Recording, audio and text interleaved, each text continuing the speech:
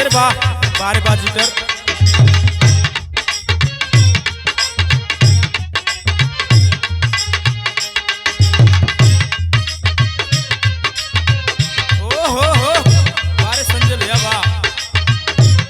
जोड़ना है प्रदेश भैया का।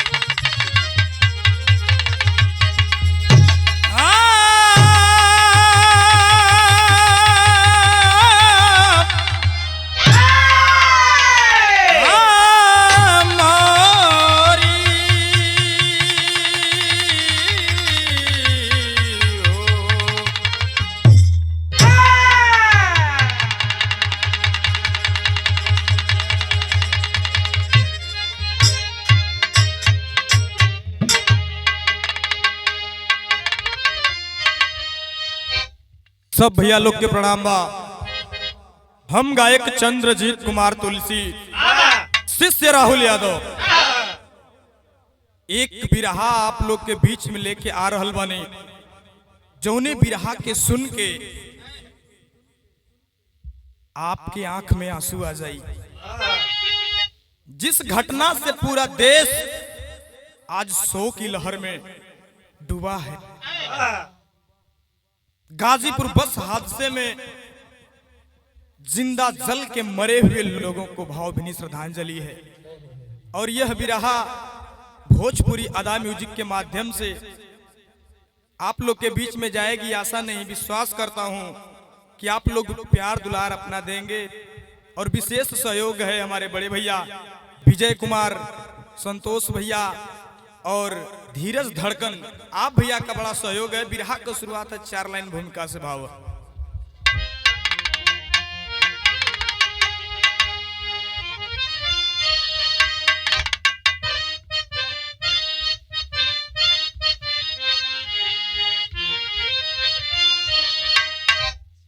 बाग हरियाली है तो हंसता है माली,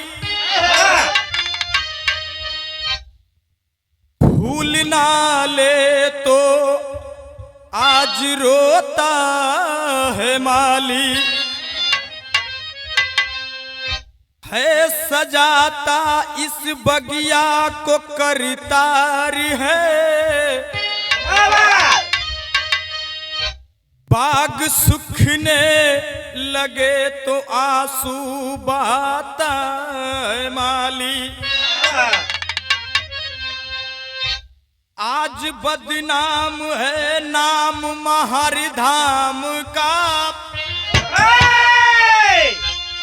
अरे धाम की बगिया में आज अगिया लगी।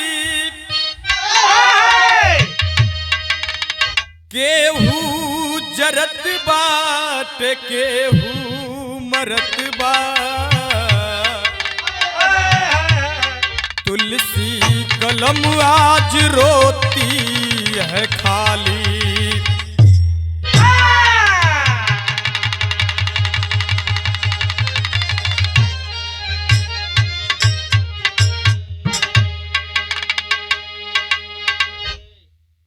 आज इस घटना से लोगों के आंख में आंसू है। बिरहा का शुरुआत है 1 लाइन गजल का टुकड़ा है।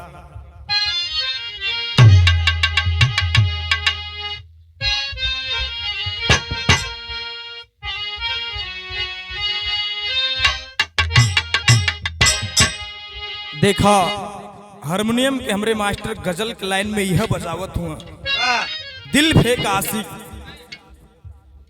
पहुंचल बा, नर्तकी जवाब देत बा कि नहीं ऐसा नहीं हो सकता। लेकिन वो लड़का माने के राजी ना है। एक बात कहलस का,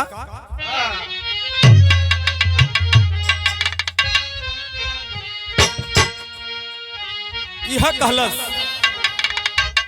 कौनो दिनवा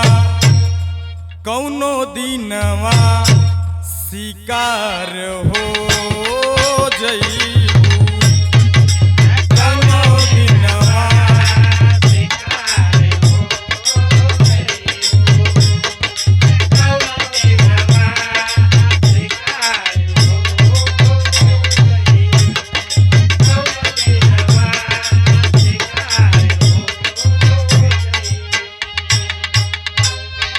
कौनो दिनवा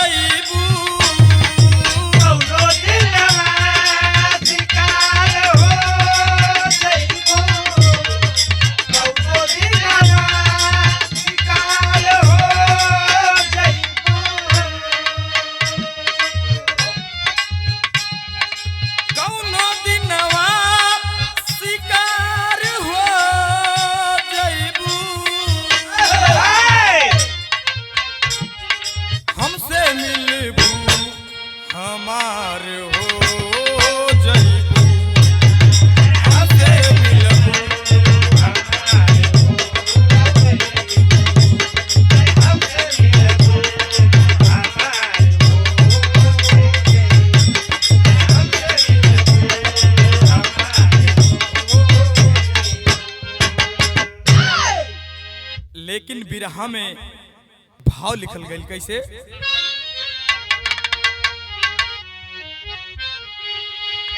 कि मऊवत कब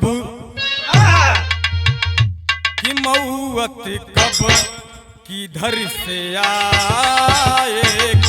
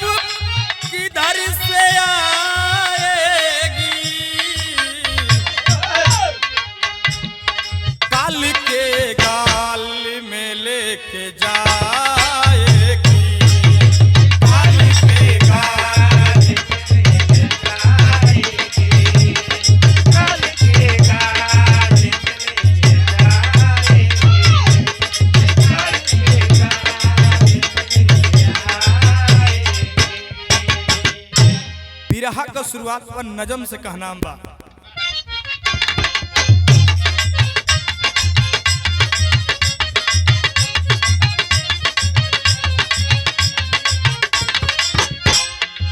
बिरहा के एक एक लाइन पे गौर कर बाप। कैसे?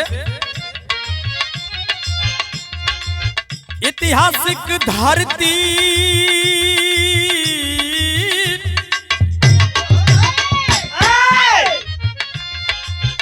ऐतिहासिक धरती मऊ भी जानी जाती है।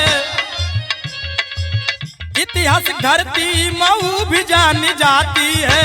खिरिया गांव की पावन जहां माटी है।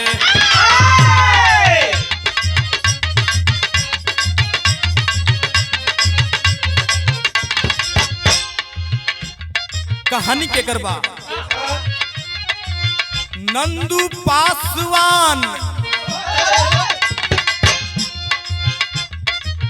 नंदू पासवान को हंसत बा बखरिया हो। नंदू पासवान का हंसत बा बखरिया हो। दादी जोग हो गइल बा कुमरिया हो।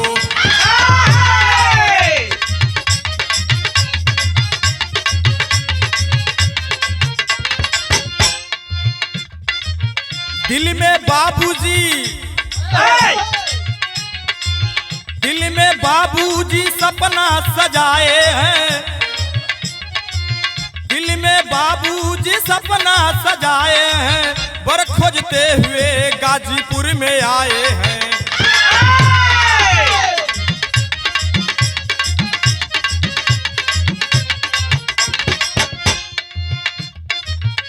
भैया हो कहानी जिला मऊ से लिखल गई तो होत कहा आगे गाजीपुर महमूदपुर में तेज बहादुर मिला है, नंदू पासवान का रिश्ता वो ही खिला है।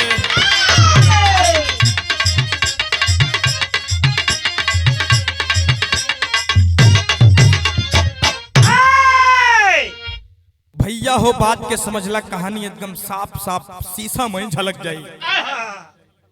जिला गाजीपुर और मऊ के बीच की कहानी बा। जिला मऊ में रानीपुर थाना के अंतर्गत खिरिया गांव के कहानी बा। नंदू पासवान का परिवार बड़ा हंसी खुशी से अपन दिन काटत बाड़ा। धीरे धीरे बिटिया सयान भइल, जौने बिटिया का नाम खुशबू बतावल गई। खुशबू बेटी सयान होती है, बाबूजी सोचलन कि बिटिया जवान हो गई, एक हाथ पीला कर दें। बाबूजी बर तलाशते तलाशते गाजीपुर में महमूदपुर में तेज बहादुर पासवान के यहाँ अपने बिटिया का शादी तय कैला। धीरे धीरे सदिया तय कैला और दिनवा करीब आ गए। बाबू जौन सदिया का लगन का दिन रखल बा और दिन कवन नहीं। यहाँ एक लाइन गीत है मास्टर।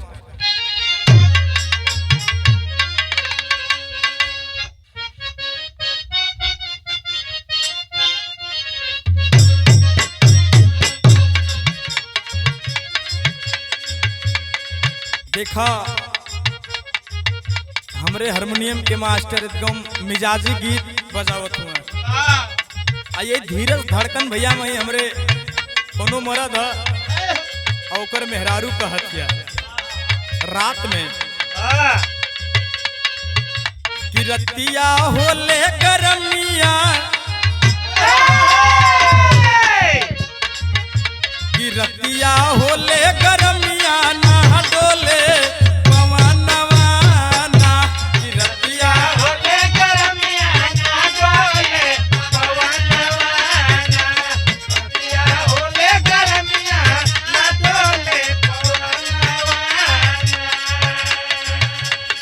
लेकिन भैया हो इत गीत बा, लेकिन बिरहा में भाव लिखत हो कवि जी। शादी का दिन पड़ल बा, कौन दिन है?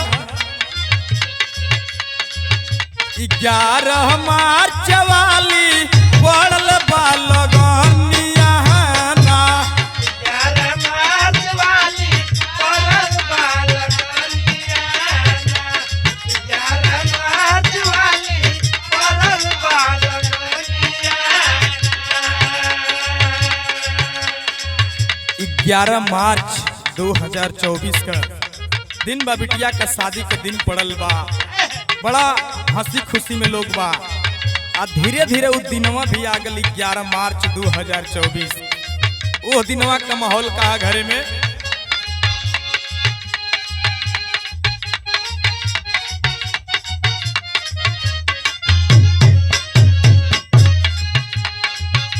तो होले शादी का तैयारी, दुल्ही बनी है कुमारी। होले शादी का तैयारी, दुल्ही बनी है कुमारी। होले शादी का तैयारी, दुल्ही बनी है कुमारी। बाबू एकदम खुशी का माहौल बा। धीरे धीरे एकदम सब सजता कि बिटिया का शादी है। लेकिन इस सदिया होई कहाँ?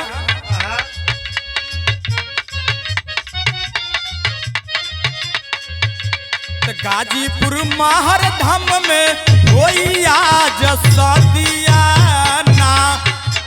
माहर धाम में होई आज सदिया ना। गाजीपुर माहर धाम में होई आज सदिया ना। भैया हो शादी का दिन पड़ल, उस दिन आ गल और घर में बड़ी खुशी का माहौल बा। सोचना लोग कि भगवान के पावन स्थल पर चल के अपने बिटिया का मांग भरवा।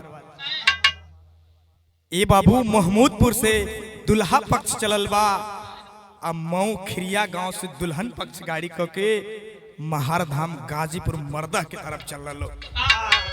धीरे धीरे बस गाड़ी क के चलना हो बाबू नंदू पासवान।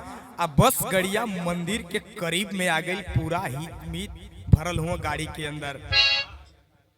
अब जब हित मीत सब ही भरल है, मंदिर से कुछ दूरी पर गाड़ी है, पुलिस वाले गाड़ी को रोक कि आगे बस नहीं जाएगी, महारधाम मंदिर पर बस नहीं जाएगी, बस यहीं खड़ी कर दो। ड्राइवर सोचने लगा कि मंदिर यहां से दूर है, रास्ता गड़बड़ है, आखिर ये बस जाएगी कैसे। किसी तरह से दुल्हन को मंदिर तक भेज दिया गया और बाकी लोग बस में बैठे हैं। बस चलल बा दूसरे रास्ते। जब दूसरे रास्ता पर बस चलल तो एगो घटना घटता। का घटल? टेरिस भाव।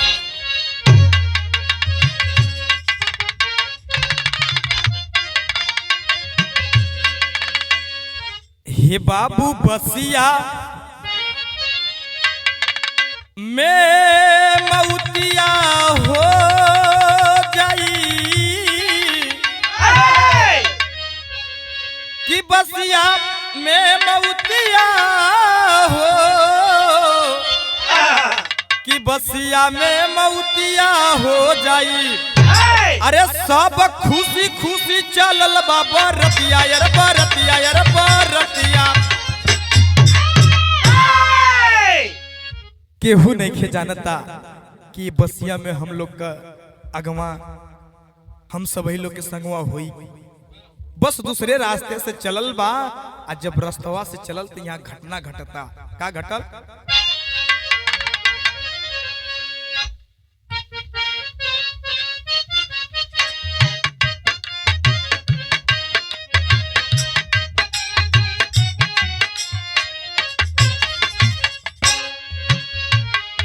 धैले डोहरिया दूसर चलल बस गड़िया हो, चलल बस गड़िया हो, जान नहीं आगवा के हाल हो। पुलिस पर शासन बाबू रोक दी हलस बसिया हो, रोक दी हलस बसिया हो। लोगवा भइली बाला चार, बसिया के लेके चल ले धई के डोहरिया हो, धई के डोहरिया हो। ओही में लटकल रहे तार। अरे हाई टेंशन तार से सटली मोटरिया भैया, सटली मोटरिया हो। लोगवा करेला कार हो। ए भैया दूसरे रास्ते से बस लेके चलना, वही रास्तवा में घटना ही है घटल कि हाई टेंशन बिजली का करंट का तार ऊपर बिछा हुआ है और नीचे बस क्रॉस करत बा। संजोग घड़ी कि बस का हाइट ज्यादा रहल, तरवा में सट गई।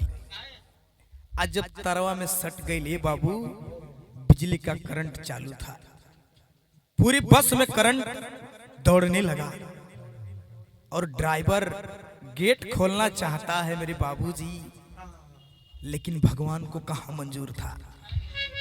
गेटवा खोले खोले में जिंदा ड्राइवर चले लगल। बस के लोग देखत हुआ अंदर जी लोहा से दूर बा कि आखिर बस में होत का। इतना में कई लोग के करंट पकड़ ले बा। केहू भागता, केहू बचावता, केहू शोर शराबा करता कि केहू बचा ले। वहां का भाव का है, कभी लिखत हुआ कि जीते जीते लोगवा, जीते जीते लोगवा भुजाओ वही बसिया में।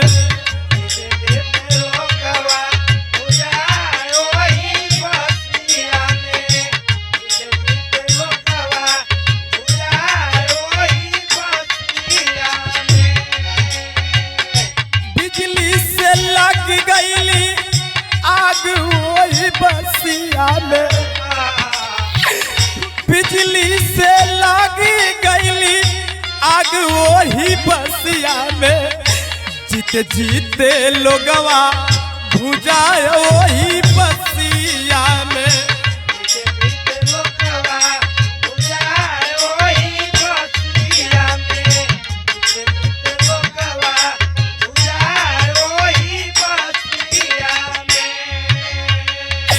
ए भैया अरे बस में आग लगल, जिंदा जिंदा लोग जरे लगला। ये बाबू केहू बस के खिड़की से कूदता, केहू गेट तोड़ता, केहू शीशा तोड़ता। जितना लोग के वो बिजली अपने चपेट में लेला से भैया उस बस में लोग जिंदा जरे लगला हो। वहां का माहौल गमगीन बा। हालात कहा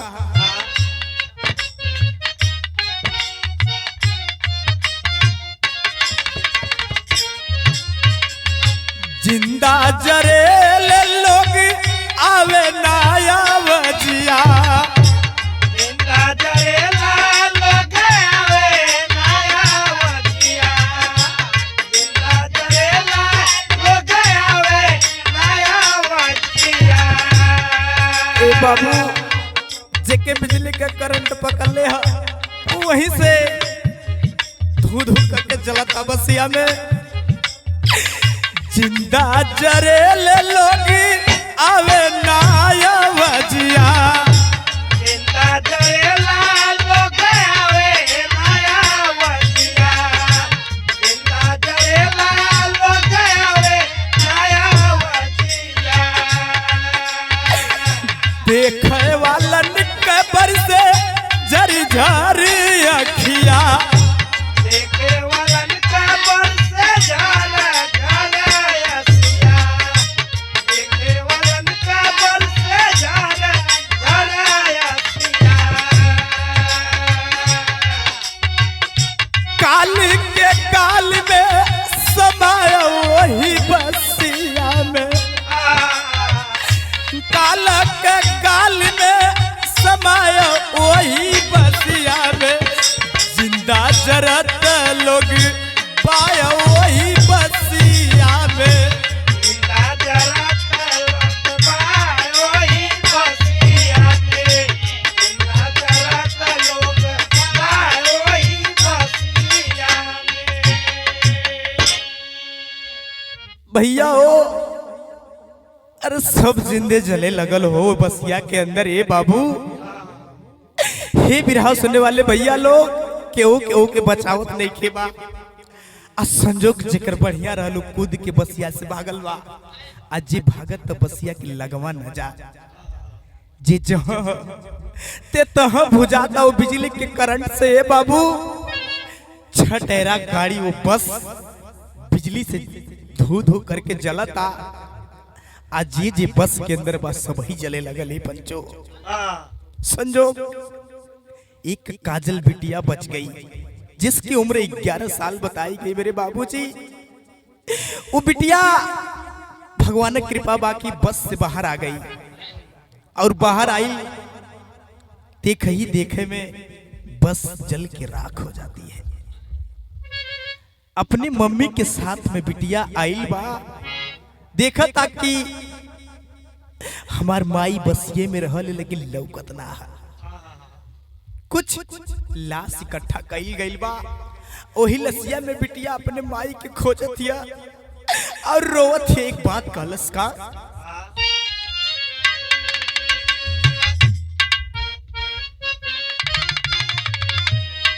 यह कहतिया बसिया से कि हमारी माई हो,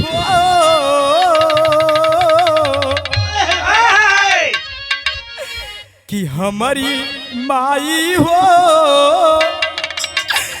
कहाँ गईलू हम के बिसार, कि हमारी माई हो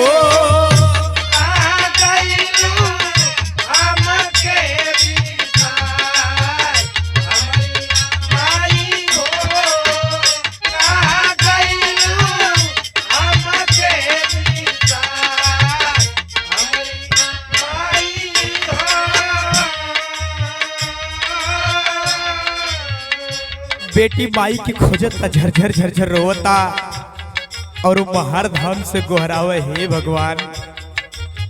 अरे हमनी के तो श्रद्धा से आयल रही कि भगवान के दरबार में चलब शादी का रस्म रिवाज देखब, लेकिन तू हमारे माई के छीन लेला हे प्रभु कि हमारी माई हो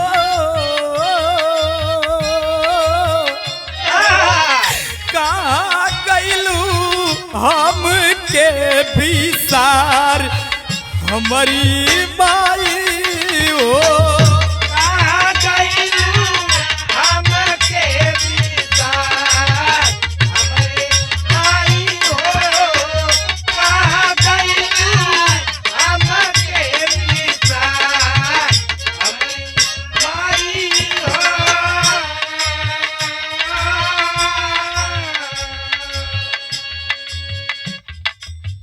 अरे कवन कसूर हम कैली भगवान कवन कसूर कैली भगवान दरवाजे तोरे आए कि हमारी माई हो कहाँ गइलू हम के विसार हमारी माई हो। कहाँ गइलू हमके विसार हमरी माई हो कहाँ गइलू हमके विसार हमरी माई हो।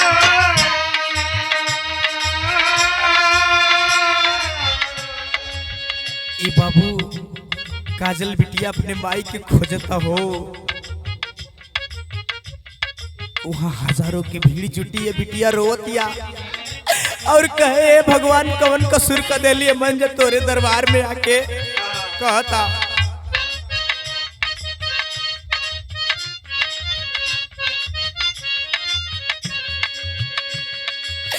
झर झर बरसे सब कर नजरिया छीन लिया ला मोरी माई कवन कसूर गोसैया कैली दरवाजे तोरे आई कि हमारी माई कि हमारी माई हो कि हमारी माई हो कहाँ गइलू हमके तू विसार हमारे माई हो कहाँ गइलू हमके तू विसार हमरी माई हो कहाँ गइलू हमके तू विसार हमरी माई हो।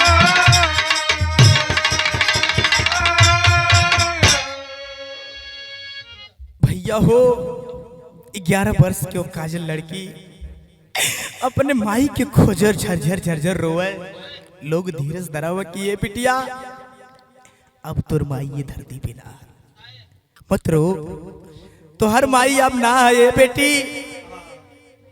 बाबूजी न्यूज पे दिखा रहा था एक 6 महीने का बच्चा भी बचा है और उसकी माँ भी बच गई उस बस में से, लेकिन जे भी वो बस के चपेट में आई जिंदे जल के राख हो गई।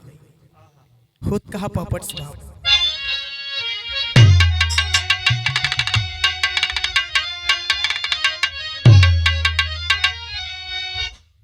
अरे देख घटना फाटे सब कर छतिया हमारे बाबू हो, अरे देख घटना फाटे सब कर छतिया हमारे बाबू हो, अरे बिजली विभाग की गलती बा पुलिसिया हमारे बाबू हो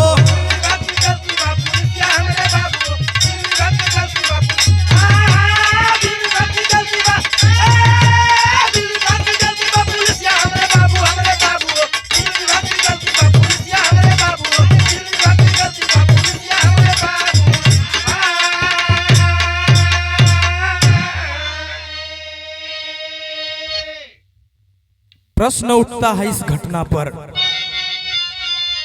कि आखिर गलती किसकी है। इतना बड़ा हादसा क्यों हुआ। सोचत हुआ लोग कि अगर शायद ये पुलिस इस बस को वहां पार्किंग में जगह दिया होता, मंदिर पे जाने दिया होता, तो इतना बड़ा हादसा नहीं होता। लेकिन सवाल बिजली विभाग पर भी खड़ा होता है कि 11,000 वोल्टेज का करंट का जो तार होता है उससे 27 फीट ऊपर का नियम है, और जो हाई टेंशन का लाइन होता है 100 से 150 फीट ऊपर का। क्या बस 100 फीट की थोड़ी थी। बिरहा में आप लोग सुनिएगा, कमेंट में बताइएगा कमी किसकी है, उस पर विचार करिएगा। महारधाम मंदिर पे नाचत बामवतिया हो, देख तमाशा आम आदमी, अरे धड़कत बा सब कर छतिया हो। अरे जल गईला केतना का परिवारवा हमारे बाबूजी, अरे बस के अंदर नाचत बा कहरवा हमारे बाबूजी। कितने का परिवार उजड़ गया मेरे बाबूजी। उस बस के अंदर कहर बरसने लगा प्रभु का।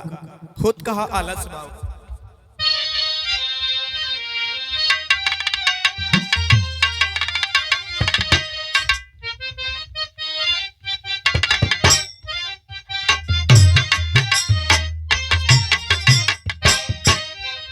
अरे कुदरत के घर में बाटे,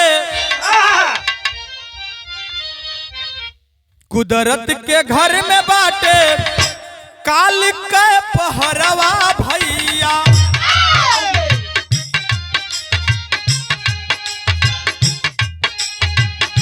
काली के काली में लगवा समा,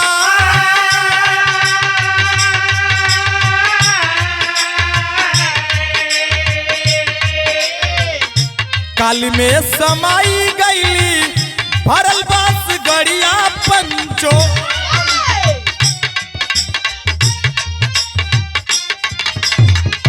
केतनन का उजारी गईली परिवार,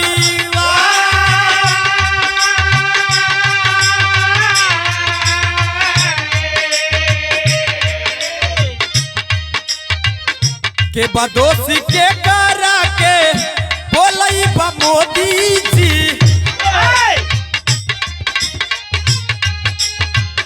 के बदोसी के करा के बोलई बा जोगी जी। के करा घरवा पे चली बुलडोजर तो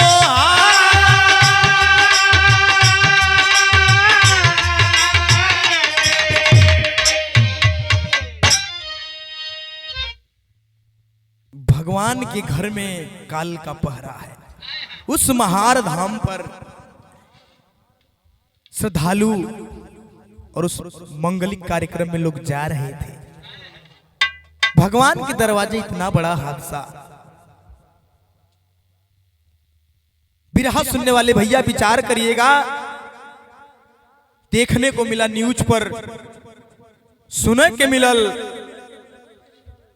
कि इनकर एनकाउंटर हो गई, उनकर एनकाउंटर हो गई, उनके फांसी, उनके घर पर बुलडोजर चल गई। लेकिन इतना बड़ा हादसा हो गया, किसको दोषी आप मान रहे हैं? माननीय पीएम और सीएम से इस बिरहा के माध्यम से कहूंगा कि आप कहां सोए हैं? आपके कार्यकाल में इतनी बड़ी हादसा हुई, किसकी चूक है? कहीं ना कहीं पुलिस प्रशासन जबरदस्ती उस गाड़ी को हटवा वहां न जाने दिया, और आपके शासनकाल में ये तार पर आप नहीं, आपके कार्यकाल के लोग नहीं देख रहे हैं। किसके घर पर बुलडोजर चलवाएंगे? चलवाइए, इतना बड़ा हादसा हो गया। पूरे आम जन मानस के बीच में शोक की लहर है। लोग सोच रहे हैं कि किसके ऊपर एफआईआर दर्ज होगा, कौन है इसका दोषी? पुलिस प्रशासन के लोग या बिजली विभाग, या इसका दोषी सरकार है? और आप मुआवजे के ऐलान किए हैं न्यूज पे, 5 लाख रुपए से किसी की परिवार नहीं आएगी। किसी के बीबी नहीं आएगी, किसी के बच्चे 5 लाख में नहीं आएंगे। अगर रुपए से परिवार मिल जाए, किसी का संतान मिल जाए, तो धरती पे औलाद जन्माने का सुख ही क्या रह जाएगा। आखिरी लाइन में कहना बा,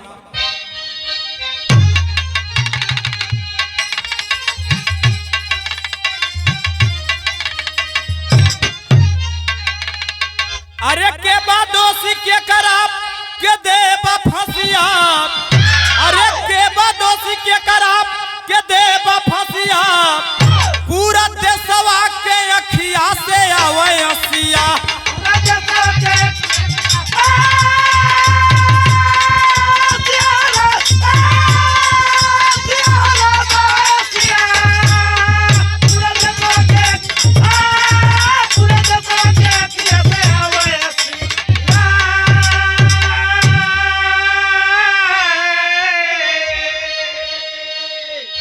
पूरा जिला जवार, पूरा देश आज रोवत बा। क्या आपकी व्यवस्था है? अरे आजाद भारत में लोगवा बालाचार हो, अरे कैसन बाटे कर्मी तो हर कैसन सरकार हो।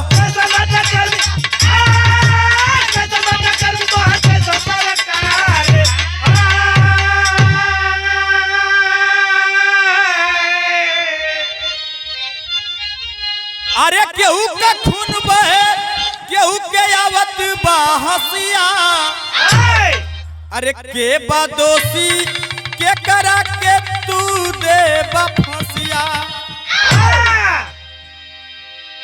भैया हो, ई बिरहा के माध्यम से हमार सजेशन बाबा कि आप लोग विचार करब कि आखिर ये चूक कहां से है। आखिरी लाइन में गुरु घराने के परिचय बा,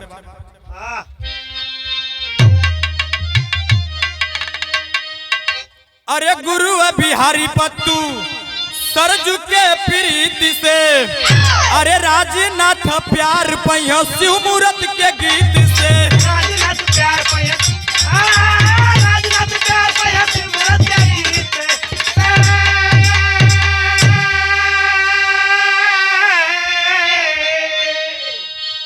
हे बाबू बसिया में मऊतिया हो गईल, हे भैया बसिया में मऊतिया हो गईल। राहुल चंद्रजीत का ऐसन हो लेगी।